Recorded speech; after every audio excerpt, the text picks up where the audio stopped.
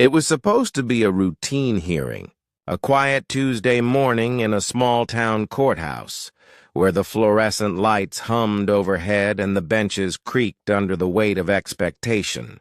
But for Malik Grant, a decorated black Navy SEAL with 20 years of service behind him, this day would become a test of everything he had ever stood for: discipline, dignity, and the quiet strength of restraint.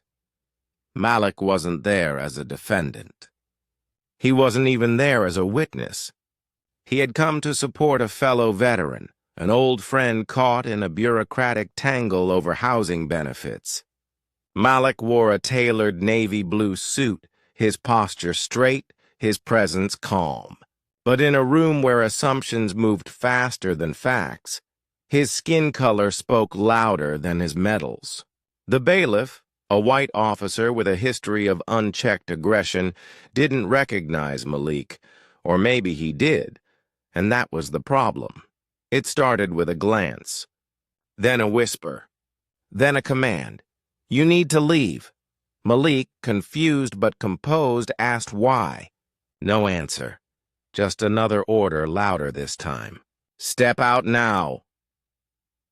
When Malik calmly explained he had every right to be present, the officer's tone shifted from procedural to personal.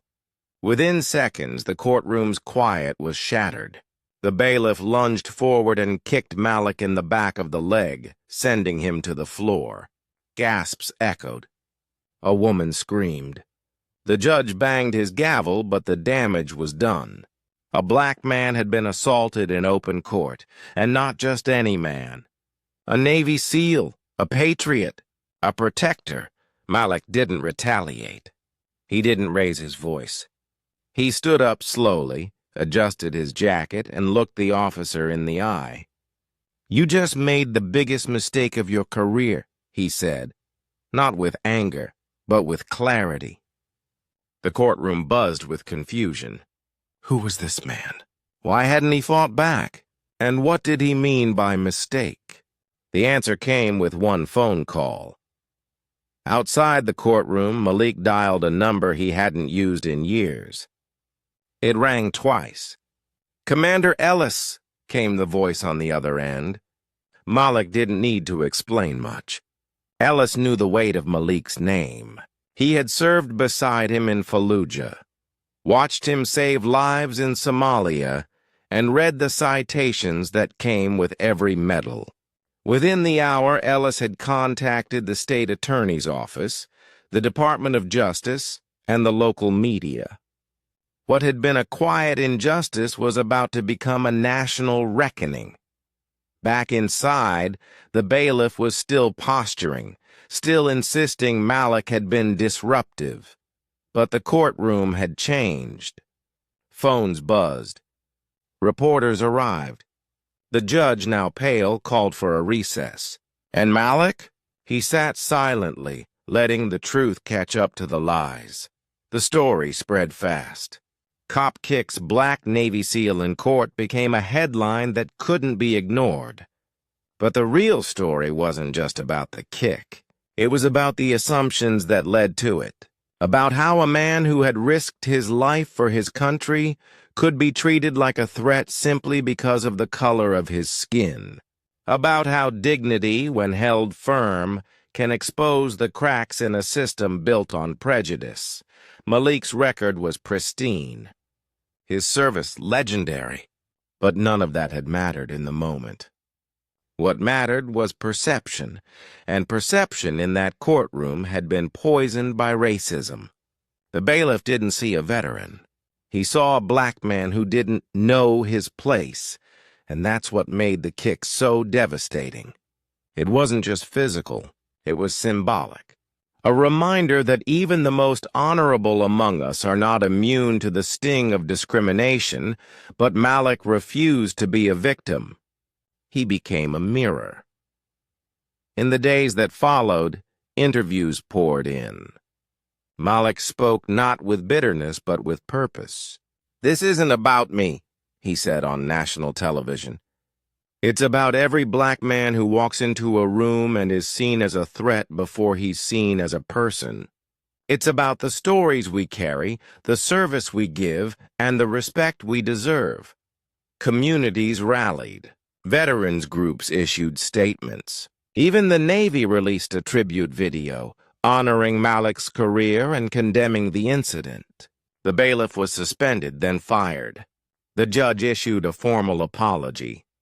And the courthouse, once a symbol of silent injustice, became a place of reflection.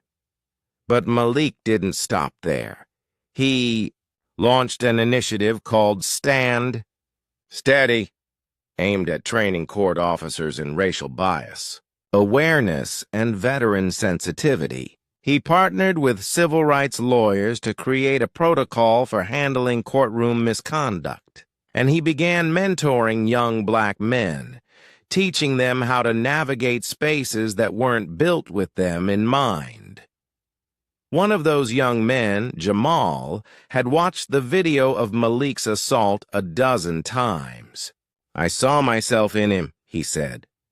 "Not because I'm a SEAL, but because I know what it's like to be judged before I speak, to be feared before I'm understood." Jamal joined Malik's program and later became a public defender, fighting for justice in the very system that once failed them both. Malik's story became more than a headline. It became a blueprint for how to respond when dignity is challenged, for how to use restraint as resistance, for how to turn a moment of humiliation into a movement of healing, and for how to remind the world that black excellence doesn't need permission to exist. It just needs space to be seen. Years later, Malik stood on a stage at a veterans gala, receiving a Lifetime Achievement Award. The crowd rose to its feet, not just for his service overseas, but for his courage at home, for the way he had turned pain into purpose, for the way he had shown that justice isn't loud, it's steady. He looked out at the audience, paused, and said, "They kicked me because they didn't know who I was. But I stood up because I knew exactly who I am." And in that moment, the room understood. This wasn't just a story about a courtroom. It was a story about every space where black dignity is tested, about every assumption that needs to be unlearned, about every person who chooses to stand steady when the world tries to knock them down. Malik Grant didn't just survive injustice. He transformed it. And in doing so, he reminded us all, the most powerful call isn't the one you make to a commander. It's the one you make to your own spirit. The one that says, stand up, speak truth, and never let them define you. Because when dignity refuses to bend, justice begins to rise.